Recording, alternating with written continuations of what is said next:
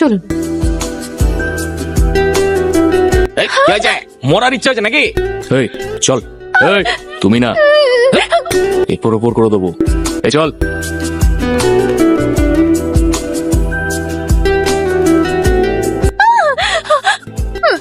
এবার বলো, পাগলের মতো তোমার পিছনে ঘুরে বেড়াচ্ছি, বেকার ভেবেছো নাকি আমাকে?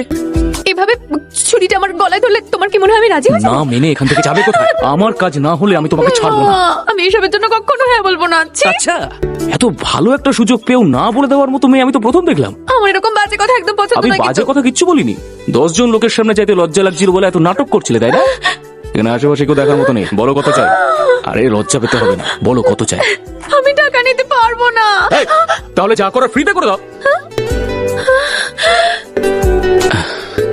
একটু কোঅপারেট করো না। আরে তুমি চাইলে 5 মিনিটে হয়ে যাবে। আমার দরকারটা একটু ভাও না। 5 মিনিট? তেমন হলে কালকেও করতে পারো।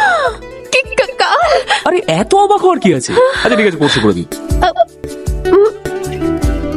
পরশু? 12 বছর ধরে একটানা তোমাদের অফিসের লোকের পেছনে ঘুরঘুর করছি, কিন্তু কিচ্ছু হয়নি। ভাবলাম তুমি একজন ভালো মানুষ, আমার প্রবলেমটা বুঝবে। 15 দিন আগে অ্যাপ্লিকেশন জমা দিয়েছি, কিন্তু এখনো জেগে সেই।